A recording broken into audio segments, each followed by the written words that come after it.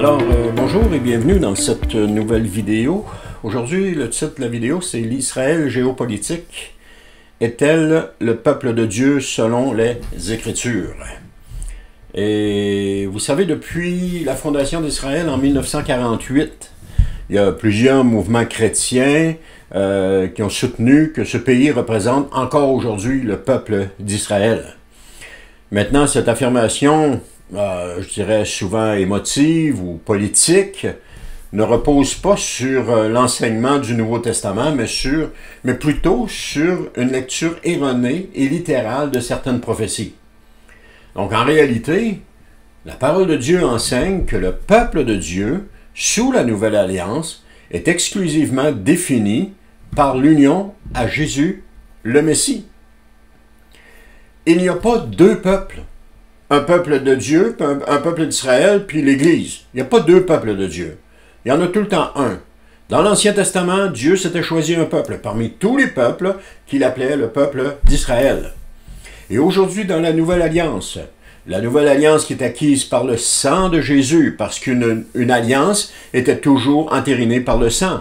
Et donc, l'ancienne alliance était entérinée par le sang des animaux, et la nouvelle alliance est entérinée par le sang de l'agneau parfait, qui est Jésus. Donc, son sang qui a été versé, sa mort sur la croix, vient mettre en vigueur la nouvelle alliance.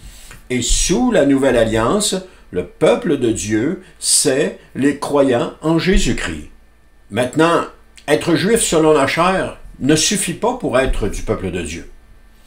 L'apôtre Paul lui-même, israélite de naissance, zélé pour la loi, est très clair en mentionnant que les descendants physiques d'Abraham ne sont pas automatiquement les héritiers de Dieu.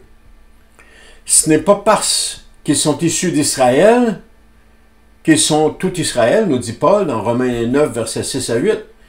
Ce ne sont pas les enfants de la chair qui sont enfants de Dieu, mais ce sont les enfants de la promesse qui sont considérés comme sa descendance. Alors cela signifie que l'appartenance ethnique ou nationale à Israël ne garantit aucunement l'appartenance spirituelle au peuple de Dieu. Donc, pour un juif qui veut appartenir au peuple de Dieu, il doit donc être né de nouveau. Il doit reconnaître Jésus comme étant le Messie. Il doit mettre sa foi et sa confiance en Jésus. C'est par la foi qu'on est sauvé. C'est la foi en Jésus qui nous sauve. D'ailleurs, ce courant de pensée est répandu dans toute la chrétienté aujourd'hui, mais malheureusement, celui-ci n'est pas conforme aux Écritures. Parce que ce sont, comme Pierre disait à propos des enseignements de l'apôtre Paul, des choses qui sont difficiles à comprendre. Il nous dit ça dans 2 Pierre, chapitre 3, verset 16. C'est ce qu'il fait dans toutes ses lettres, où il parle de ces choses dans lesquelles il y a des points difficiles à comprendre, dont les personnes ignorantes et mal affermies tordent le sens, comme celui des autres Écritures, pour leur propre ruine. Quand on regarde le commentaire de Pierre ici, je trouve ça intéressant, parce que Pierre, au lieu de s'élever puis de juger Paul en disant « Oh, tu prêches des choses que le monde ne comprenne pas », non, il est humble là-dedans, il est simple, il a la foi d'un enfant là-dedans. Il dit « Ce sont des choses qui sont difficiles à comprendre. » Mais en même temps, il est réel, il est vrai. Parce qu'il dit « Ces points difficiles à comprendre, il y a des personnes ignorantes puis mal affermées qui tordent le sens de cela. » Et laissez-moi vous dire que ça n'a pas changé. Ça n'a pas changé depuis la période des apôtres jusqu'à aujourd'hui, ça n'a pas changé. Il y a encore des personnes qui tordent le sens des Écritures. Un autre point, le véritable Israël est spirituel et non national ou géopolitique.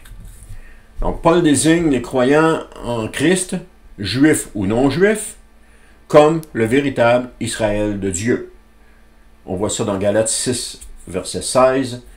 Et que la paix et la compassion soient sur tous ceux qui suivront cette règle de vie et sur l'Israël de Dieu. Donc on voit vraiment que Paul comprenait que la Nouvelle Alliance, l'Église dans la Nouvelle Alliance était le peuple de Dieu. Et il l'appelle ici l'Israël de Dieu. Il ne parle pas du peuple d'Israël géopolitique. ou descendants de la chair. Quand on regarde le contexte de Galates 6,16, on s'aperçoit que Paul parle de l'Église. Et quand il termine en disant « et c'est sur l'Israël de Dieu », c'est-à-dire l'Église de Dieu. Parce que cet Israël de Dieu n'est pas une entité politique ou ethnique. Ce sont ceux qui marchent selon l'esprit et la foi. Autrement dit, l'Église fidèle est composée de tous les croyants régénérés, c'est-à-dire nés de nouveau, qu'ils soient juifs ou non juifs, qu'ils soient païens, qu'ils soient asiatiques, qu'ils soient grecs, qu'ils soient caucasiens, qu'importe la nationalité, qu'importe la race, tous ceux qui croient en Jésus et qui sont nés de nouveau font partie de l'Église de Dieu, font partie du peuple de Dieu. Ils sont, comme Paul dit, les branches d'olivier sauvage qui ont été greffées sur l'olivier cultivé. L'olivier cultivé n'est pas Israël, l'olivier cultivé est le peuple de Dieu. Et des branches ont été retranchées, c'est-à-dire des branches qui ne croient pas en Jésus ont été enlevées. Et des branches d'olivier sauvage, c'est-à-dire les nations qui croient en Jésus ont été greffées. C'est là. Donc, un autre point aussi, l'ancienne alliance a été rendue caduque. L'alliance qui liait Dieu à Israël selon la loi de Moïse a pris fin en Christ. Et tout le système sacrificiel a pris fin en l'an 70 lorsque Rome a investi Jérusalem, massacré les gens, détruit la ville, fait brûler le temple et déporter les Juifs à travers les nations. Ça a pris fin là. Et ça, c'était l'accomplissement de la prophétie de Daniel. Elle se termine là. Juste une parenthèse, il n'y a pas de semaine reportée à la fin avec un royaume, un Rome qui renaît de ses cendres, etc., etc. OK? Ça a pris fin là. Alors, ceux qui rejettent le Messie ne peuvent plus ou ne peuvent pas revendiquer une relation d'alliance avec Dieu. C'est dans Hébreux 8,13, il dit en déclarant une alliance nouvelle. Il a rendu l'ancienne ancienne. Or, ce qui devient ancien a vieilli et sur le point de disparaître. Il dit dans Actes 4,12, car il n'y a de salut en aucun autre, car il n'y a sous le ciel aucun autre nom donné parmi les hommes par lequel nous devions être sauvés. Donc, le rejet de Jésus comme Messie place l'Israël géopolitique actuel dans la même position que toutes les autres nations, c'est-à-dire en dehors de l'alliance s'ils ne croient pas. Et il n'y a pas d'exception.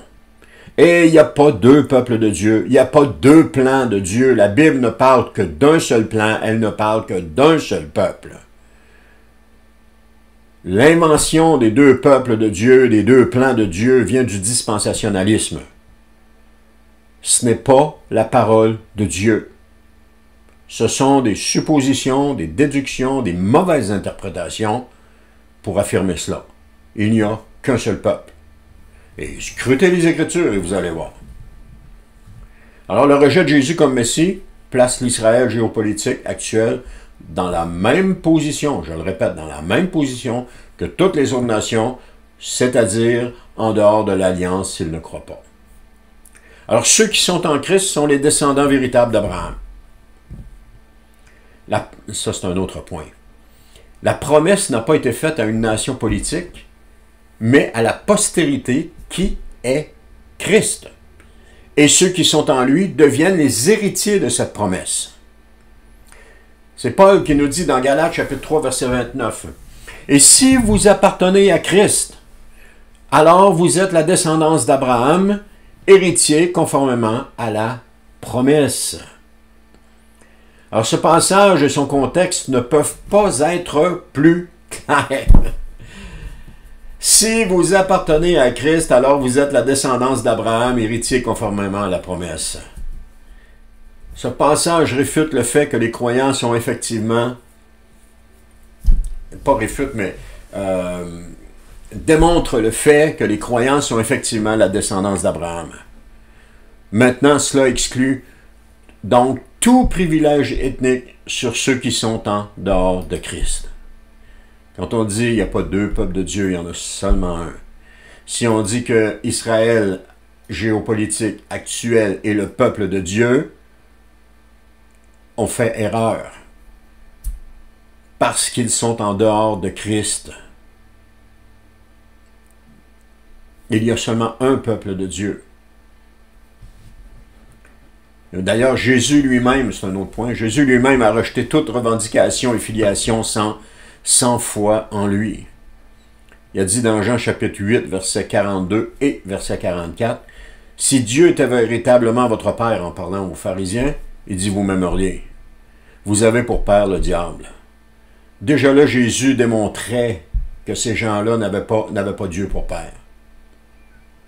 Alors même si les Israélites se réclamaient d'Abraham, Jésus déclare que leur rejet de lui prouve qu'ils ne sont pas de Dieu. Ça n'a pas changé depuis l'époque. C'est encore pareil.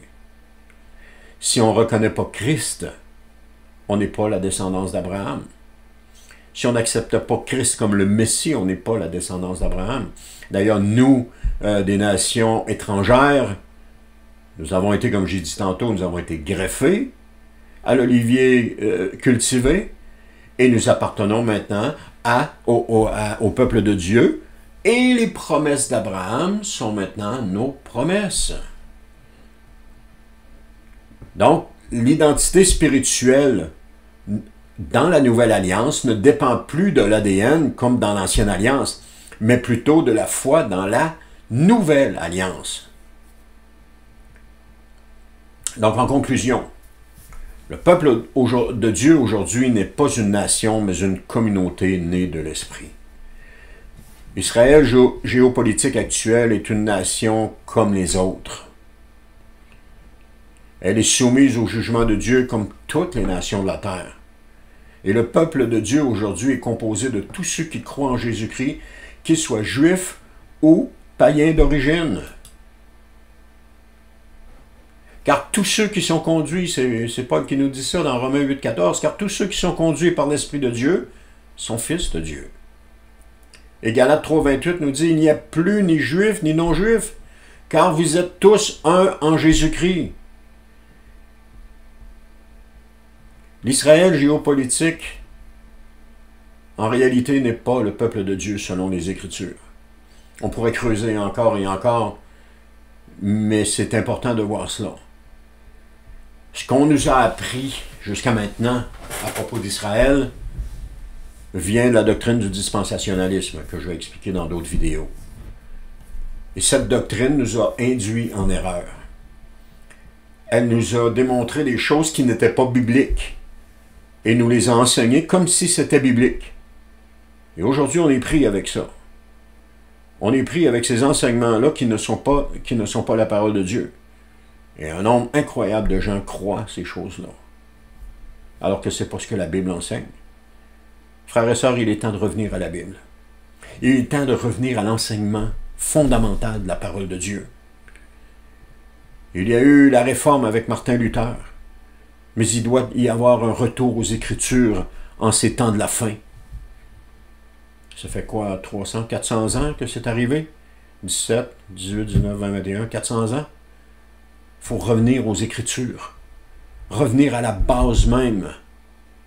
Quelqu'un me disait une fois à propos de l'enlèvement de Jésus, il dit, ouais, mais... il parlait de l'enlèvement avant la période des tribulations. Il disait, oui, mais il faut regarder l'ensemble des passages. Mais le problème avec cela, c'est que l'ensemble des passages sont sortis de leur contexte. Et quand même que tu regardes l'ensemble des passages, ils sont tous sortis de leur contexte. C'est zéro pin barre comme justification. Il faut prendre le passage dans son contexte. Est-ce que c'est de cela qu'il parle? Quand je vous parlais tantôt dans Galates 6, c'est ça, Galates 6, attendez que je retrouve ici. Galates 6, 16, non, pardon. Bref, dans Galates, en Galates 6.16, c'est ça, quand il parle de l'Israël de Dieu, il faut regarder le contexte, parce que si on prend juste le verset 16 sur l'Israël de Dieu, ben, le problème qu'on va avoir avec ça, c'est qu'on va partir en disant « Ah, mais l'Israël de Dieu, c'est... Paul, il demande la compassion pour tous ceux qui vont suivre la règle de vie sur l'Israël de Dieu. » Mais l'Israël de Dieu, ici, dans lequel il fait référence, ce n'est pas l'Israël de Dieu géopolitique qu'on connaît aujourd'hui. C'est l'Église. Et il y a des choses comme ça qui s'interprètent seulement à partir du contexte. Quel est le contexte? Alors ça, c'est important. Alors, merci d'avoir été à l'écoute et on se dit à la prochaine pour une autre